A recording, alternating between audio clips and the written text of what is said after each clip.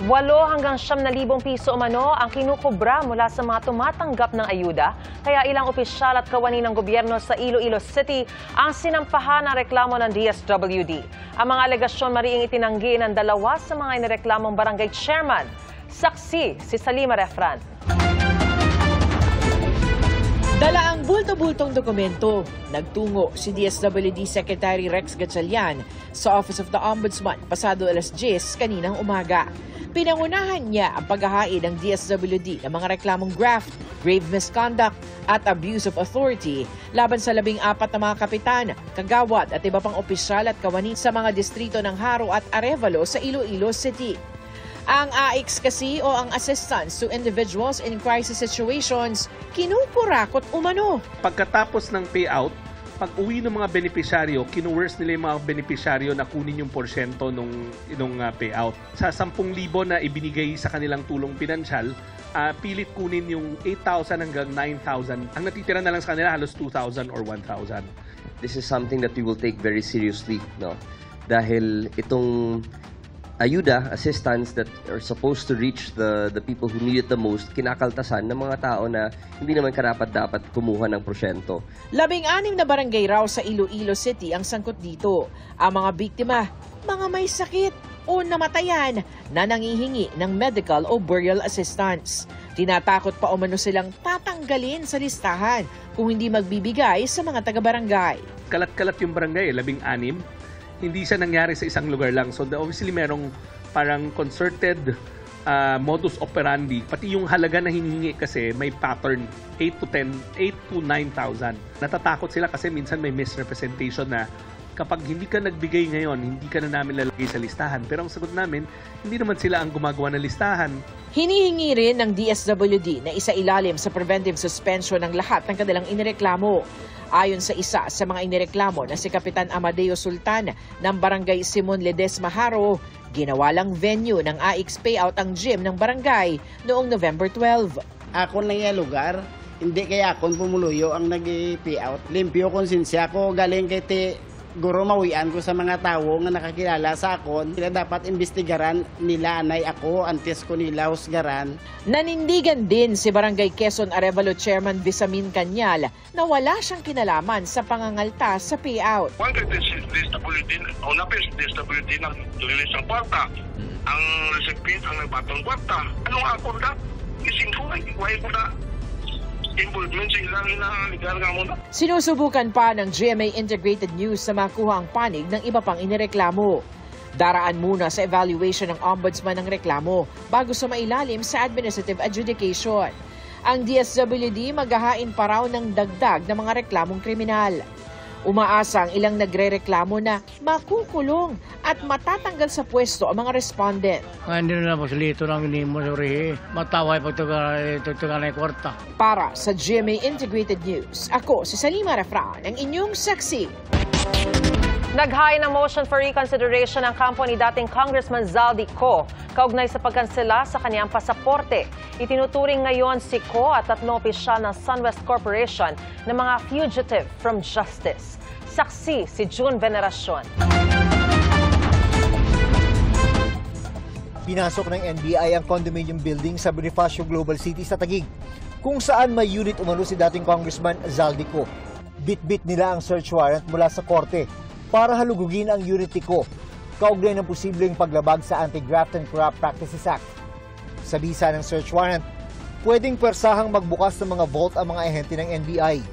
Pwede rin silang magkumpiska ng cash at dokumento. Upon sa search warrant, in the application, there is a mention that there is a need and necessity to see kung anong laman ng vaults na yan at yung laman ng vault na yan, potentially baka magagamit na ebidensya doon sa ating iniimbestigahan ng kaso.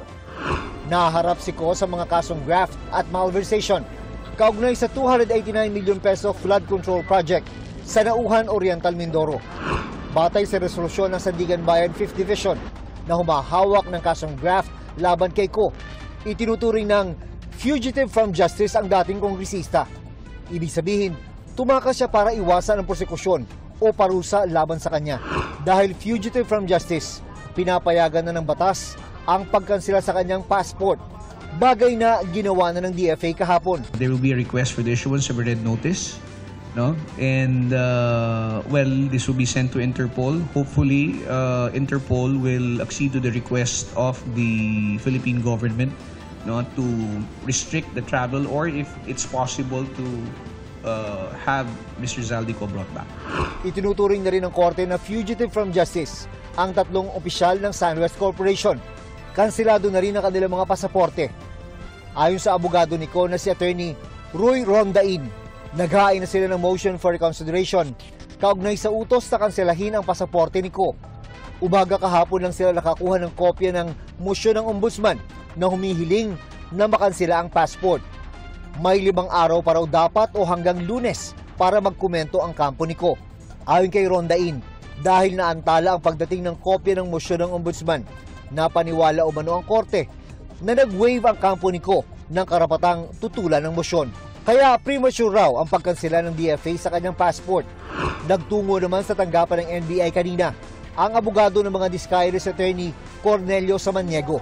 Nasa kustodiya ng NBI si Sara Discaya na nakaharap sa mga kasong graft at malversation dahil sa Ghost Flood Control Project sa Davao Occidental. Maayos naman siya doon sa taas. Nalulungkot lang siya. Siyempre, may kasong na-file sa kanya sa Davao. At dahil doon, ang iniisip niya yung pamilya niya. Ayon kay Samaniego, ang restitution o ang pagbabalik ng pera at ari-arian ang nagpabago sa isip ng kanyang kliyente. Kaya ito umatras sa pagiging posibleng state witness. Nung nandun na kami, nag-iba yung ihip ng hangin kasi restitution naman ngayon ang gusto muna. Hindi naman talaga requirement na mag-restitute ka. Okay. Korte lang ang talagang nagbibigay ng order kung magbabayad ka ng civil liability or magre-restitute ka ng ganitong amount. Pero ayon kay Prosecutor General Richard Fadolion, wala man sa batas ang restitution, tama lang na mabawi ng publiko ang anumang pwede nilang mabawi. Ang thinking kasi nila, kapag nagbigay na sila ng salaysay o ng statement, sapat na yon at kaagad-agad bibigyan sila ng memorandum of agreement. That is a wrong interpretation. Ipinasabi na naman ng Independent Commission for Infrastructure si dating Public Works Undersecretary Catalina Cabral. Sinusubukan ng GMA Integrated News na makuha ang panig ng dating USEC na sa susunod na linggo nais paharapin ng ICI. We are hoping that she appears. There are information that the Commission would want to get from her. Naghihintay naman ang ICI ng sulat mula kay House Majority Leader at Presidential son Sandro Marcos para maisa publiko ang kanyang naging testimonya sa ICI. Noong humarap si Marcos sa ICI noong December 4, humingi ang kongresista ng executive session. Pero sabi niya rin doon, I have given the ICI full authority if they deem fit to release the video of my testimony. That will be discussed by the Commission, and of course, upon their decision, then we will, if the decision is to share the video, then we will share it with the media. Para sa GMA Integrated News, ako si June Veneracion, ang inyong saksi. Nakikitaan ang butas ng mga eksperto at mambabatas ang bersyon ng Anti-Political Dynasty Bill na inihain ni na House Speaker Faustino D. III at Presidential son Congressman Sandro Marcos. Isa sa mga probisyon ng panukala, limitahan ang mga magkakamag-anak na tatakbo sa eleksyon. Saksi si Tina Panganiban Perez. Kasunod ng anunsyo ni Pangulong Bongbong Marcos na isa sa 4 niyang priority legislation ang para sa anti-political dynasty, naghain si Presidential son at House Majority Leader Sandro Marcos ng panukalang batas para rito. Kasama niya naghain si House Speaker Faustino D. III. Dito, pinagbabawalan ang mga magkakamag-anak hanggang 4th degree of consanguinity at affinity na tumakbo ng sabay sa isang eleksyon. Halimbawa nito ang asawa, kapatid, magulang at anak. Kung ang miyembro ng pamilya ay incumbent o kaya'y kandidato sa isang national position, ang kanyang kaanak ay hindi pwedeng mahalal sa isa pang national position. Halimbawa, bawal na ang magkapatid na parehong senador o kaya magkapatid na presidente at vice-presidente. Bawal ding umupo ang magkakamag-anak ng sabay sa posisyon sa parehong probinsya, syudad, munisipalidad o barangay. Pero sabi ng isang political scientist, kung susuriin ng mabuti ang panukala, may mga butas daw ito. Ang aking nakikita ay may kakulangan ito dahil hindi niya sinasabi kung ilan sa magkakamag-anak ang pwede at hindi pwedeng tumakbo. No? Sa mga ibang version ng batas na minumungkahi ay sinasabi ng diretso na no to members of the same family within the 4th degree can run and hold office. No? Dito, ang kanilang version ay if a person, no? Ang kanilang definition. No? So, hindi malinaw kung ilan, no? At kung paano. No? Malamya at tila nagpapanggap lang daw na kontra-political dynasty sa panukala dahil pinapayagan pa rin ito ang magkakamag-anak na sabay-sabay tumakbo sa magkakaibang posisyon at lugar.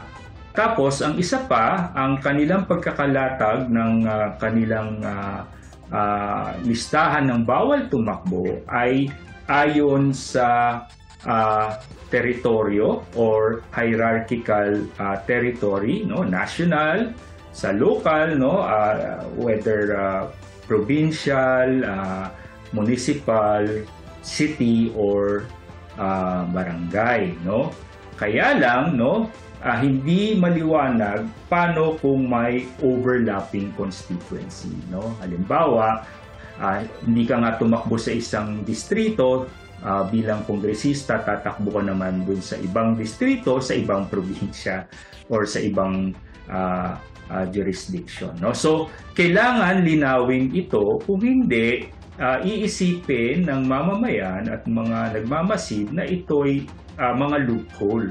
At ito ay, again, no, isang malaking pagpapanggap lamang na merong tinutulak na anti-political dynasty.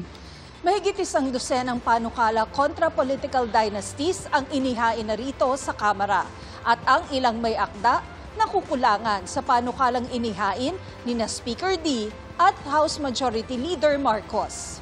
Sabi ni House Deputy Minority Leader Laila De Lima, pwede nga magresulta sa Fat Dynasty ang panukala ni na D at Marcos. Ibig sabihin, ang isang pamilya posibleng may nakaupong miyembro sa lahat ng posisyon mula national hanggang barangay level. Tinawag ng Makabayan Bloc ang panukala na kapos, mapanlinlang at malabnaw dahil pwede pa rin sabay-sabay na tumakbo at manalo ang mga magkakamag-anak sa iba't ibang posisyon, gaya ng may senador, may kongresista, may gobernador at may mayor. Pangamba ni House Senior Deputy Minority Leader Edgar Erice, baka lalo pang palakasin ng panukala ang mga political dynasty. Under their proposal, a family can have 5 sitting officials, public officials simultaneously. So it's not an anti-political dynasty bill. It's a bill that legitimizes the existence of political dynasties. And I think it is against the provisions of Article 2, Section 26 of the 1987 Constitution. Para sa GMA Integrated News, ako si Tina Panganiban Perez, ang inyong saksi. Babala po mga kapuso, sensitibo po ang susunod naming ulat. Tinamaan ng impeksyon at nagpositibo sa ilang sakit ang isang aso matapos itong putulan ng dila sa Valenzuela City. Ating saksihan. Umalingaw-ngaw ang alulong ng isang aso sa Valenzuela City bago mag-alas 12:30 na madaling araw nitong Martes. Tumatangis ito na tila ba nasasaktan. Maya-maya pa, matatanaw sa CCTV ang ilang pang hayop at nagpa-flash na ilaw. Maririnig din ang sabay na pagtakol ng iba pang aso. Hanggang sa umabante ang ilaw na mukhang nagmula sa isang motorsiklo o sasakyan. Kasunod niyan, nadiskubre ng pamilya ni na Rod Lee ang kalulus-lulus na sinapit ng aso nilang si Kobe. Duguan at nanghihina ang aso at ang mas nakapanlulumo, putol na ang dila nito. Nilinisan po namin siya. Wala po kasi siyang anything na sugat, scratch or galos po sa katawan. Tapos nung chinek po namin sa bandang bibig, doon po namin nakita yung wala nga po siyang dila. Natagpuan nila ang dila ni Kobe di kalayuan mula sa kanilang bahay. Ayon kay Rod Lee, bago ang insidente, nakatali naman ang aso sa loob ng kanilang compound pero hindi nila namalayang nakawala ito. Mahigit 2 oras sila nagganap. Parang may nagpaputok po, nagpanik po siguro yung aso. Tinamaan ng impeksyon at nagpositibo sa ilang sakit si Kobe. Yung sa dila, hindi na po mababalik kasi wala na totally cut siya. Recovery stage siya. Kanina, tinry niya uminom sa bowl niya. So, first time namin siya nakitang uminom. And still, sinisiringe feeding namin siya. Yun ang means talaga nila para makainom. Inaano na lang niya, through sa mouth niya. Nakakonfine siya ngayon sa veterinary clinic para maagapan ng anumang komplikasyon. Possible po na masanay yung pets basta po ngayong time na kailangan niya ng need ng support, kailangan po talagang alalay. Care ng family talaga, care, saka yung mga medicines na need niya. Blanco, sina Rod Lee, kung sino ang may gawa dahil wala naman silang nakakaaway, wala rin daw nakagat si Kobe at kailanman ay hindi raw naging agresibo. Sobra pong lambing nun. Doon po siya sa mismong bahay namin, as in, hindi po siya nakakulong, hindi po siya nakatali lang po siya doon. Tapos na-approach po siya ng ibang tao. Humihingi sila ng tulong sa kung sino man ang makapagtuturo sa nanakit kay Kobe. Sana raw ay mapanagot ito. Lumapit na po kami sa mga animal welfare po tsaka po sa mga police para po sa investigation. Para sa GMA Integrated News, Emil Sumangil, ang inyong saksi. Bago sa saksi, nakasungkit ng silver medal sa women's uneven bars sa gymnastics ang pambato ng Pilipinas na si Hailey Garcia sa 2025 SEA Games sa Thailand. Sa huling tala sa opisyal na website ng SEA Games kaninang 10:20 p.m., mayroon ng 32 medalya ang Pilipinas. 5 na riyan ang ginto. Ang iba pang panalo ng mga atletang Pilipino sa pagsaksi ni Jonathan Andal.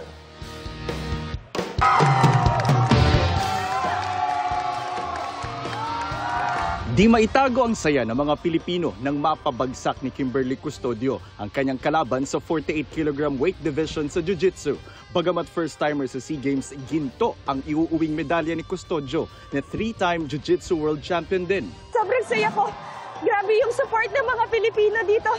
Sobrang na-overwhelm ako na nagbunga lahat ng paghihirap namin ng coaches ko. Di rin nagpahuli ang isa pang pambato sa Jiu-Jitsu na si Dean Rojas na inangkin ng gintong medalya sa 85 kg weight division. Went through a lot this year. I got injured in Japan like almost 3 weeks ago, so thought I wasn't gonna compete. Grateful to be here. Gold medal din ang nasungkit ni Paris Olympian Aliyah Finnegan sa women's vault finals ng artistic gymnastics. Sa 60 kg division ng mixed martial arts naman, nagkamit din ng ginto si Angeli Bulaong. Silver medal naman ang napanalunan ni Clarence Sarza sa under 46 kg division ng Taekwondo. Sa men's Jiu-Jitsu ni Waza, 69 kg, naka-bronze medal ang pambato na si Mark Alexander Lim. Humakot din ng iba pang bronze medal ang Team Pilipinas. 4 sa Jiu-Jitsu, 1 sa mountain bike cross-country eliminator, 2 sa gymnastics at 1 sa karate. Bronze medal din ang iuuwi ng Olympia na 3-time SEA Games champion na si Pinoy Taekwondo Jean Kurt Barbosa na sumabak sa under 54 kg men's Taekwondo. Kanina tumulak na rin papunta rito sa Thailand ang ilang kilalang atleta tulad ni Olympic gold medalist Heidelin Diaz kasama ang national weightlifting team. Mula rito sa Bangkok, Thailand, ako si Jonathan Andal ng GMA Integrated News at Philippine Olympic Committee Media, ang inyong saksi.